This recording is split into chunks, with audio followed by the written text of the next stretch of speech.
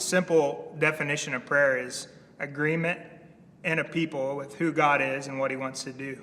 And so prayer is essentially answering the desires of God. And so Jesus says, Father, in John 17, Father, I desire that those whom you've given me would be with me where I am to see my glory.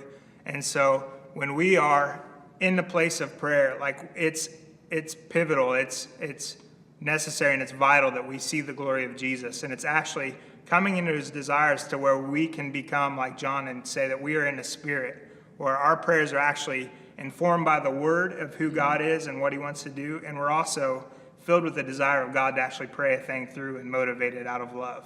And so these things can be, without the beauty of God, without revelation of who Jesus is, these things can become burdensome, and they can become like, feel a little dry, or feel like we're praying and we are hitting that wall. And that's a good time to go back into a place of worship, or back into a place of opening up John 1 and reading through the scriptures of who Jesus is and asking God, we're dependent upon him to touch our hearts, to actually empower our prayers. And that's the actual posture of prayer, is dependence. And so it can become uncomfortable, but we're dependent upon him to actually bring the breakthrough.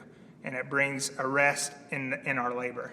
I believe that one of the other things that's very difficult is sustaining prayer. We can pray, we can have one meeting a month, but to continually come together and pray together, I believe that the beauty of Jesus, the glory of God, is what's necessary. We see it in King David's life. He says, this one thing have I desired, to gaze upon the beauty of the Lord, in Psalm 27. And so in light of all David's responsibility as king, all of his privileges as king, all of the struggles that he's going through and all the victories, he got captivated by the beauty of God early in his life on the back hills of Bethlehem.